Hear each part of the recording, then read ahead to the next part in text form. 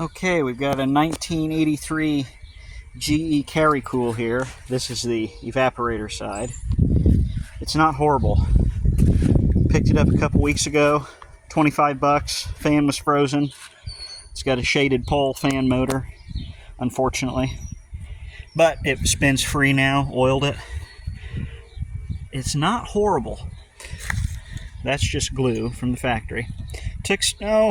I think it took me maybe 15 minutes to totally strip it down, but what's great about it is you can do that on your workbench and get everything except for the wires for the compressor out of the way, and you don't have to worry about, destroying anything. Got a washer there. Destroying anything electrical. I've got new side curtains for it that I just have to mount into the brackets. But we're going to give it a washing here. A little bath time. And that's where all the electrical stuff sits. The panel right here. Fan motor mounts here. This is the vent. That's the only part on it that's bad. But, it's not going to get used anyway.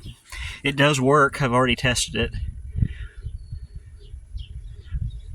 Little R12 machine. I think it's right around 5,000 BTU. Made in, I think, November of '83. We'll get a shot of the data tag after. So yeah, let's see what we can do here. Oh man, we're getting some great foaming action here. I don't want to leave it for real long because these connections are not brazed, they're glued. Yeah, look at that. Wow. This thing's going to smell and act like brand new. Oh yeah, evaporator side here, look at that.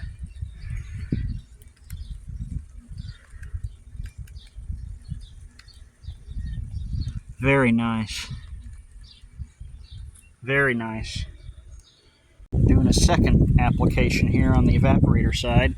Looks like we basically got all the dirt out. I'm not seeing it push anything else out. A little bit here and there. Boy, that breeze feels nice today. I think the heat index, well, it was 100 2 hours ago, so I'm really anxious to give this thing a shot. Well, it looks a lot better. Now, because of the nature of the spine fins, there's some things you just can't get out, like when bugs get in here. But you can actually see the coil itself now. So it's going to move a lot more air and be a far better air conditioner. We've got another good foam on this one. I might try it. That looks almost like styrofoam. I'm going to see if I can get those picked out. Not that they really matter, it's just for appearances. It's funny how they used metal ties in some places and then a plastic tie back here. But gosh, it looks a lot better. We still got some sediment in the bottom, but that'll be gone. Alright, now for the cover and all that stuff. Yep, November of '83, 5,000 BTU, 7.5 amps because of the shaded pole motor. R22, of course. Made in USA. So I'm starting to get it put back together here, and this is the shaded pole motor, but it does have oil ports on both sides, so that's good. It's super easy to take out. It mounts from the evaporator side. You just take those 4 nuts off. You got washers here, there's washers on the other side, and then there's actually 2 washers on the other side down here because there's a ground wire that the compressor connects to the motor through. And then you got your ground wire coming out on this side. It looks so much better. This is just awesome. This really is. I don't care about that. It's not worth. I guess I guess it is possible to take it out and change it, but I'm not going to do it. You can see through the coils now, which is pretty awesome. Plastic down in there. But the condenser coils are what came out really well. Really really, really well. And we even got a little sunlight coming through now.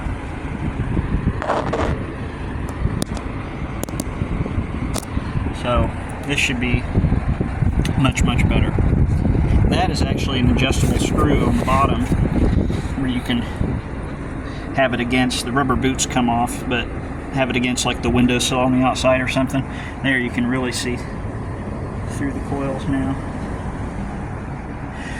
Yeah, this would actually be basically a perfect air conditioner if they would have just stuck with the PSC motors. I guess they had them up until the early 80s, and then they switched over to the shaded pole.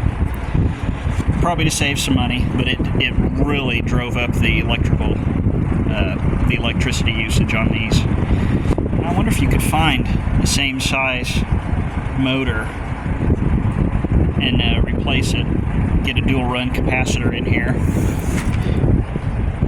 That would actually be really awesome, because it uses like 7.5 amps now, and I think the others were like, I think the others were like 6, which over time is quite a bit. The other thing that's really interesting is the evaporator fan is 3 blades, but the condenser fan is 6. And it's got this little hole here, there's a metal clip for each of them that fits through here and slides over. And that's what slides onto the shaft. And you just tighten this down and then the whole thing comes on. I mean, I've never seen anything like it, and that's a really intelligent design for fans. So yeah, I've got the new side curtains here. These clip on the side, you can see there. They clip on the actual body of the air conditioner instead of having to screw in or slide in. Much better design, in my opinion. So yeah, let's finish getting this thing put together and then we'll test it. Okay, so after some fighting with the condenser fan blades that were rubbing up against the funnel or whatever that is in the back panel, finally got it put back together. Got nice new side curtains on both sides. The thermostat, I'm thinking it's just because it's so hot, but it doesn't shut off, so we'll have to see, in a test if it actually is going to do it. But let's try fan first. Oh yeah. And of course, like Alden, you get most of your airflow out this side because of the way that it is. Low fan. Not much difference. Okay, let's go for high cool.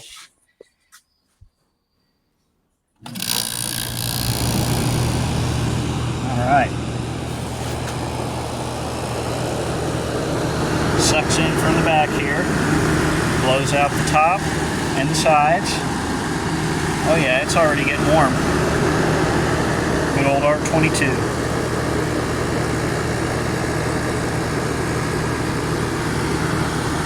A lot of airflow.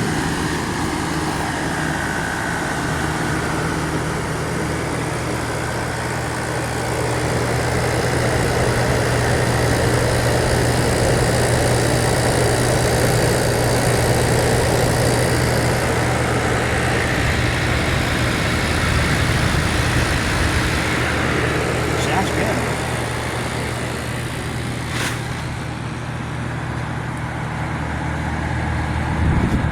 Oh yeah, nice and cold. Smells really nice too. Just clean. And I've got a filter, the real thick filter media that I'll cut and put in here. It's blue, unfortunately, but whatever. I'll have to cut around this stupid vent thing.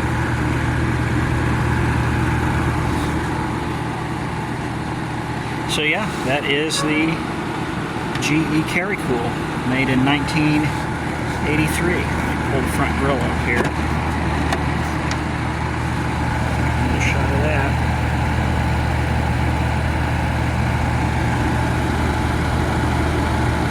Check our spin down time. I oiled the motor again.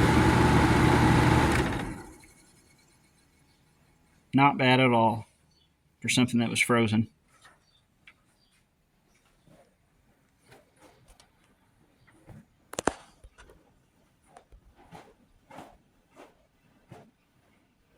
And there's some stuff in them, but I'm kind of running out of time, so I'll have to finish giving it a full clean and maybe spread out some of those spiny fins another day. But it is ready to go. It's ready to be put in service. Thanks for watching.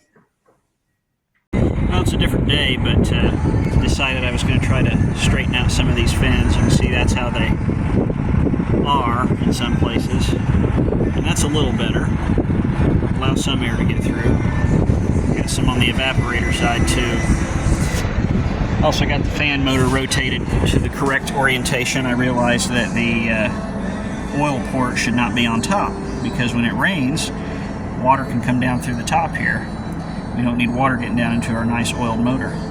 Let's fix that. Also had to sand off the ends of these blades because it was hitting the inside of the case. And put on a new thermostat, which has a actual probe, unlike the old one, so I had to block off this air tube that's right on the inside of here. So with these minor fixes, everything should be perfectly fine with it. And it did smell wonderful when I tested it in a window.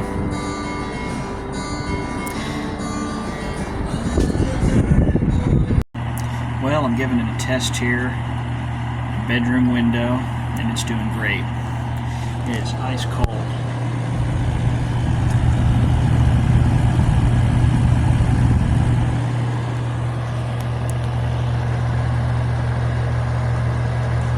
Thermostat replaced. It doesn't go quite all the way to 1 in 10, but it's good enough. Sounds good. Boy, does it feel good. Another successful restoration.